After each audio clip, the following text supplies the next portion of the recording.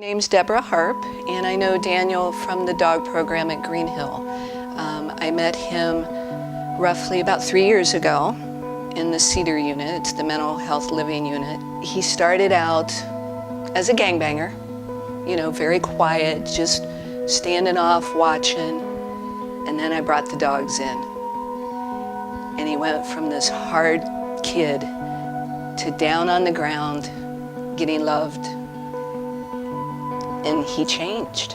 I've just seen him develop as an individual, you know, his own ideas, his goals, the things that are important in his life, you know, compared to what he grew up and saw as important, you know, changed tremendously. The addition to his, you know, him giving up the gang was huge, tremendous weight off his shoulders, because, you know, he felt that was something that was important to him before he got here, but he didn't know. It was kind of just a part of his life and didn't know otherwise, you know. So a lot of his goals and stuff were surrounded around that. And at one time he told me he didn't think he was going to live past 18. And now he knows that there's more to life. Oh, it's been hard. Yeah, pretty hard. Just not watching him grow, you know, into a man. He's done so much to prove to us, to society, that he's, you know, changed. He hasn't done anything bad in the past. It was when I lived in Mexico with my dad. I was 15 years old. Well, I just turned 15. And I got sexually assaulted by one of his friends. And I tried to come to him and express my feelings and what happened, and he just called me a liar and didn't believe me. So I had to flee Mexico and came back to the United States. And then I was just hurting ever since. And at 16 during the crime, I was hurting inside really bad, and I had no other way to express it than to use drugs and act out. Just trying to like self-medicate myself and try to drown out what I was feeling in the moment. My purpose of the dog group was to teach empathy and compassion, and also to bring dogs in. They're not going to judge those boys. They don't care what the boys did. All they care about is for the boys to give them love and then to give love back. And that's actually how it started. And we used it to help create change in their behaviors, because they had to earn their way in. Now, in the process, we then spent a lot of time discussing abuse, but how the dog could change, that they weren't stuck as a victim. They didn't have to stay in their past. We could move them forward and help relate it to how the boys don't have to be a victim of their past.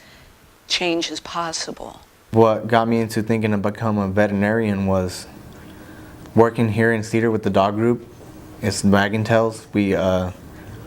We talk about every time they come in, they bring different types of dogs. They tell us their situation, their life story, about how different trainings may apply to certain dogs, because there's certain ways to train a dog, and dogs are like us. They go through abuse. They go have a bad life, or they could have had a good life, you know. And they have character too. So, because we're dealing with a lot of the boys who have gang affiliation, some of them know about dog fighting, so everything I approach is from the dog's perspective.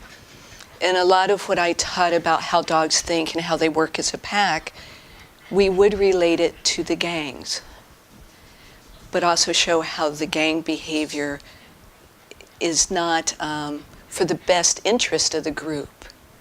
So we talk about leadership as being calm, confident, not mean mugging, letting go of the little stuff. Pick and choose your battles and do it from a place of stability, not anger. So that's been the big thing that we've worked on. And that's what really inspired me, was like being able to know the story of a dog and being able to know how to, you know, treat it and like train it, you know, and being able to listen to a life story and be able to help change the cycle and help other dogs that have been in the same situation. You could just see he started blossoming. He'd come to every group. He earned his way every time. He started doing presentations. He helped do trainings with some of the more difficult dogs that I would bring in that had issues, not aggression issues, but, fear. Brought one in that had OCD. I taught him how to work with that. And he also earned one-on-one time with me every week. The change in him, he's working on tattoo removal. He's walked away from his gang with great risk. I've actually thought about writing my victim a letter or talking to him, because I knew a chaplain that used to work in Spruce when I was in Spruce, and she has this program where she helps meet the victim and kind of come to amends with each other. And before I was able to do that, I talked to her about it, and she said, since you're DLC and there is a restraining order against both of you guys, you can't do it, you don't qualify for the program. But I actually thought about meeting him and talking to him and kind of, making amends, see if he can forgive me. The fact that I kind of hurt him, and his family must have been scared, thinking I might have killed him or something, because it was kind of scary at the moment, and I regretted doing it. But I just felt like I ruined his life, and I don't want to be the one carrying the burden for ruining somebody's life, because, that's the last thing I wanted to do. I accept full responsibility. I feel like, if it wasn't for me, none of this would have happened. Loera. Daniel came to me one day and told me, I think I can do it. I know I can graduate. Daniel's overcome to get a lot to get where he is today. But I promise you, he's had to work very hard to get here. It wasn't a day that went by where I thought you wouldn't make it today. Like so many others, I'm proud to be a part of this momentous occasion in your life. And I'm happy to finally congratulate you for all your hard work.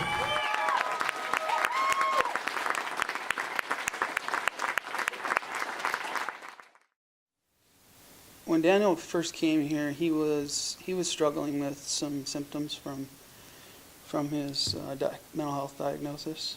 So he was kind of closed in and wasn't immediate to open up. But he requested, because he was here previous to me becoming a counselor, and he and I developed a relationship, and then he moved to a different unit. Well, then he developed those symptoms, and they decided it was best for him to come back here to develop a different program, a more individualized program for what he was dealing with. And he requested me as a counselor just because of our relationship then. So it took us a little while to work through the things that he was going through and develop, ways to work around those and manage them on a day-to-day basis. So I met a staff member named Rob, and he was Muslim. He just pulls me out of my room and we sit in the office. We talk about Islam and life and what Allah has for you, and all the tests He's going to put you through in life. And it just kind of woke me up, and I just was like, you know what? I never had anybody ever tell me that God is going to want me to do bad first and then forgive me for it later. So He hands me a Quran, and He's like, just pray about it and then read the Quran and see what you get out of it. It's always going to answer you. So I may have been on the path but swerved off of it because I lost faith for a while, and then I came back to it. I'm still forgiven. And I was like, that's a blessing, So I just decided that day that I'm going to start studying Islam, which was about 3.5 years ago. Ever since then, I just stuck to my faith and, say I do know God. I always believe in God, and I always will, because God's helped me through a lot.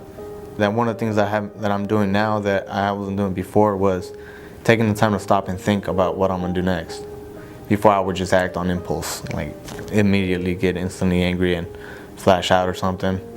But now I actually sit there and I'll think about it, take a couple steps, back, and just try to focus on what I'm gonna do next. If the next decision I'm gonna make is gonna be the last one I'm gonna make, or is it gonna be a positive one that I'm gonna make? So I feel like I've done that. 16-year-old Daniel would use aggression for everything without thinking. He would just act out, try to impress others. And the new 20-year-old Daniel, well, he stops and thinks, and he doesn't let things bring him down as easily as when he was younger. And I actually try to strive for success every time. Daniel has to be a level 4, which he's been, I think, at least 3 years. I mean, in a level 4, I don't know all the specifics, but he has to have not had any issues with staff, doing everything asked of him, no fights, no arguments. He never does. He's one of the best helpers in the unit for the staff. Would that benefit if I came home early? It would benefit my daughter, my mom, my brothers, me, my aunts and uncles. It will benefit us because it gives us time to like bond with each other and make up for lost time, you know, and show them that I'm actually changed, and they don't have to be so scared around me, you know, if they're scared, if they have feelings, like, you know, if we got off on the wrong start or if I did them wrong in the past, I like to be able to like make amends with them too, you know, just fix our connections together, because I know some of my family members hurt because I got locked up, you know, so I feel like I want to make amends with them, show them that I'm a changed person, and just be there and show them that my life is different, you know. I'm no longer the same 16-year-old Daniel that committed the crime. I'm now 20 years old, and I'm living life, you know, to the fullest, and you know, I have actually a conscience, and I'm trying to make amends with everybody. When I found out I had a daughter, my heart dropped. Like, you know, I didn't know what to say. I felt numb, talking on the phone with the social worker saying I possibly might have a daughter, you know, and it could just hit me really hard. Like, oh man, if I'm a dad, then I had to change my life around, you know. There's a wake-up call. It ain't gonna be easy, you know. So I gotta strive. Like I said, you gotta strive for a change. And I wanted to change my life for her. Just knowing him and knowing the details of his offense, and knowing that he hasn't, you know, outside of what he's here for, his life has been, you know, all about his family and focused on that. You know, outside of the one thing that he did to get here, that's all he's lived for, is for his family. And I just love to see him be able to get back to his family and start being a parent, you know. I mean, that's so new to him, and he lives every day here. From the moment he found out he had a daughter, he diligently worked at becoming involved in her life. He was diligent at getting her away from that abusive home. For me to be a different dad would be, yeah, I don't want to be like my dad. My dad was never really in my life, except when I was like looking for a place to go to stay out of trouble. But at the same time, it was more like me getting to know him was getting me into deeper trouble, because we would do things together, and it just he wasn't a positive influence on me. He even told me he would see me more like a friend than a son, so it kind of hurt me really bad. So I decided, like, I don't ever want to be like that. I want my daughter to know me as her father and somebody that's going to be there for her and protect her, you know. Like mental wise, I think, just, you know, the way of thinking, then having his daughter too, I think has helped a lot. He's always been really good with the kids. I know if he gets the chance, you know, he'll do good with his daughter. The conversations I have with her about me being here, I told her I'm at school. Like on my graduation, she asked me exactly, when are you done? Now you're done with school, can you come home now? And it hurts for me to say no, you know. I tell her I'll be home soon, you know. I'm almost done with school. I'm almost done. I'm almost out, Mika. You know, like she just smiles and says, "Okay, I'll be waiting for you," you know. And it hurts my heart knowing that I'm not going to be going home anytime soon, you know. And so it just feels like I can't lie to her no more. But I know when she gets old enough, she'll understand why I was trying to hide this from her. His big thing he'll be my right-hand guy. We will go out and rescue together. We will transport together. He will learn how to deal with dogs that are extremely scared. So he will learn all that. And then he will help me rehabilitate. To have Daniel on the world, I feel like it'll be a positive, because I can actually give back to my community, help others that are struggling, being able to give back my positive outlook in life and show others that life is possible, you know, and it's full of joy if you really try for it, you know. So I just want to be there and help others that are struggling like me and change the cycles with them, you know, and help them break their past habits and being able to make new ones and strive for something positive. Just be able to show them that no matter what, I'm always going to be a positive person now, you know. I'm always going to think things clearly now instead of just jumping ahead and like, you know, doing things without thinking. His heart. I've known him so long. If it was an act, you can't be that consistent that long. And I've seen him in difficult situations, and he's always held his head high, and he's dealt with the situations with dignity, and he has integrity. And he has so much remorse for his past, but he sees that he can have a future too. My goals are to get out, you know, build a relationship with my daughter, get a job, go to college. I'm trying to go to college for at least 4 years for my Bachelor of Science to become a veterinary technologist, because I love working with animals. But like how I told my mom, if I go to college for 4 years, I might as well just go for 8 while I'm still young, you know? And my mom, she just approves it. She likes it, you know? She's like, that's what you should do. And I'm like, I like school, and so I'm gonna keep going to school. You know, I graduated with a 2.7, but I want to graduate with a 4.0 in college, you know? I want to strive to be a better person.